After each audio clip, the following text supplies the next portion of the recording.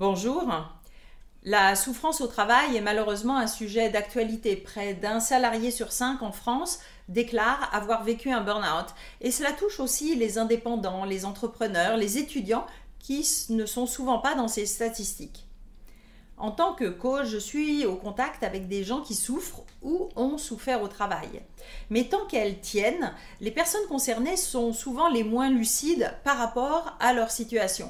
D'où cette vidéo pour vous aider à prendre conscience du danger si vous êtes déjà en surmenage et aussi pour repérer autour de vous les proches ou les collègues qui sont en train de rentrer dans une spirale d'épuisement professionnel.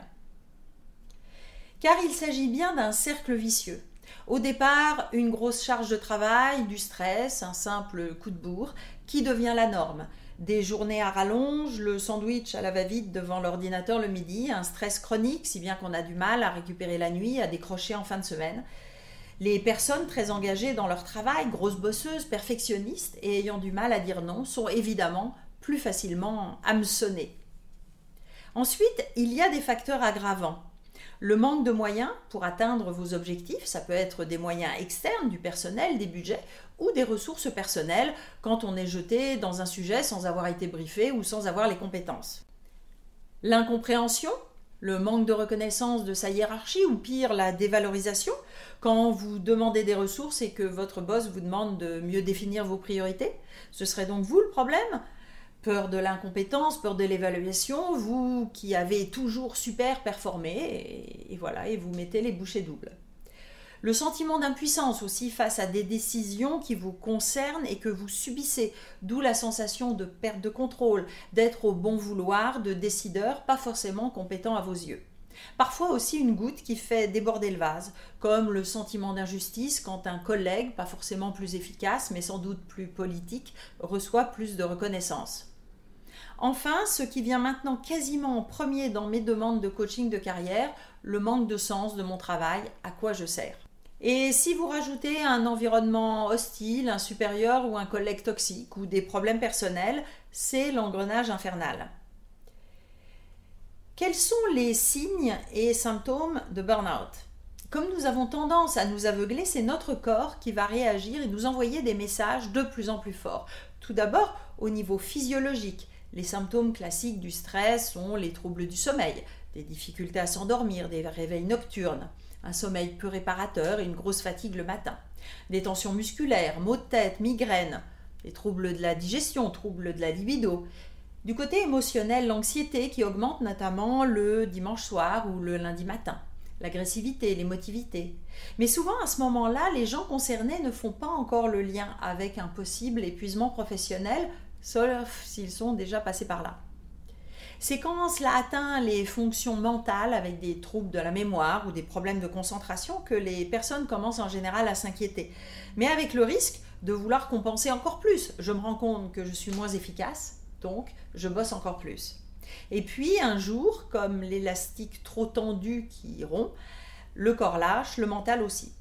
Je n'arrive plus à me lever un matin, je loupe mon arrêt de métro et je reste là, à garde, à regarder les stations défiler, je m'écroule en pleurs devant un inconnu à la caisse d'un magasin, quand ce n'est pas un pétage de plomb mental au sens propre, avec cure de sommeil et médication d'urgence à la clé. Alors pourquoi je vous décris tout cela ? Si vous êtes concerné par du surmenage, je veux vous inciter à prendre conscience que ce n'est pas normal et à réagir. Même si je sais que vous me direz sans doute que c'est habituel dans votre métier et que c'est juste passager. Et aussi à agir si vous êtes témoin de cette spirale négative, si vous voyez votre conjoint ou votre conjointe se refermer, que vous subissez ces sautes d'humeur ou ces colères, ou en tant que collègue, si vous voyez votre collègue disparaître dans le boulot. Et c'est là où il faut être vigilant, car un des symptômes avancés du burn-out est l'isolement dans le travail et même la dépersonnalisation. C'est difficile parfois d'en parler directement, surtout si la personne est dans le déni, mais vous pouvez tirer la sonnette d'alarme auprès des ressources humaines, du manager, du syndicat. Plus vous attendez, plus les dégâts seront importants, parfois difficilement réparables, donc même si vous vous faites rembarrer, agissez. Alors, que faire face à un burn-out ? Si vous avez repéré un danger pour vous-même ou pour quelqu'un de votre entourage, il s'agit d'agir et vite. car les médecins vous le diront, si c'est bien pris en charge, vous pouvez vous en sortir en quelques mois et sans trop de séquelles. Peut-être une fragilité, mais pas de dégâts irréparables. Un des problèmes, c'est que souvent cela touche justement des gens compétents, investis dans leur travail, qui réussissent, des gens forts, des Supermen et Wonder Woman qui ont toujours tout géré, même sur plusieurs fronts, le boulot bien sûr qui déborde, la famille, parfois des études en plus, la gestion des parents vieillissants. Allez voir le médecin, j'ai pas de temps pour cela. Un arrêt maladie, ça ne se fait pas, d'ailleurs j'ai jamais loupé une journée de boulot. Ou bien ce serait un signe de faiblesse. Ce qui n'aide pas, c'est que le diagnostic du médecin sera peut-être un trouble de l'adaptation. Oui, c'est le terme officiel, en tout cas au Québec. Alors adaptation, c'est moi qui ai un problème. Et aussi, même si ça rentre maintenant dans le vocabulaire courant, avez-vous vraiment envie de savoir que vous avez un problème de santé mentale au travail ? Mais c'est justement pour cela qu'il faut en parler. Pour enlever les tabous et les peurs et permettre de s'attaquer au problème. Tout d'abord, alerter et mettre des mots sur ce qui se passe. Surmenage professionnel, stress chronique, épuisement. Trouvez vos mots pour en parler à votre collègue ou votre proche. Parlez du burn-out et des gens autour de vous qui en ont souffert. Faites suivre cette vidéo. Insistez sur le fait que le burn-out concerne justement les gens compétents, investis, qui croient que leur corps est increvable, qui ne font plus de pause déjeuner ou checkent leur courriel professionnel à tout moment en fin de semaine. Évidemment, ils risquent de nier une fois, deux fois, mais quand les troubles physiologiques deviennent gênants, vous pouvez les pousser à consulter. Si vous n'arrivez pas à convaincre la personne à faire une pause, soit en prenant quelques jours de repos de manière volontaire, soit en consultant son médecin, essayez de les aider à se reconnecter avec eux-mêmes, les inviter à sortir, faire un tour le midi, à faire du sport, organiser des vacances familiales dans des endroits dépaysants, leur parler de méditation ou d'hypnose, pour les aider à sortir de la spirale infernale et de retrouver du temps pour eux. Vous pouvez utiliser des métaphores, les images sont souvent plus fortes que les mots. Avec mes clients, j'utilise par exemple celle du chêne et du roseau. Vous savez la fable de La Fontaine sur le chêne fort, solide, avec de larges branches du feuillage, mais donc de la prise au vent, qui résiste jusqu'à ce que la tempête, la vraie, le déracine.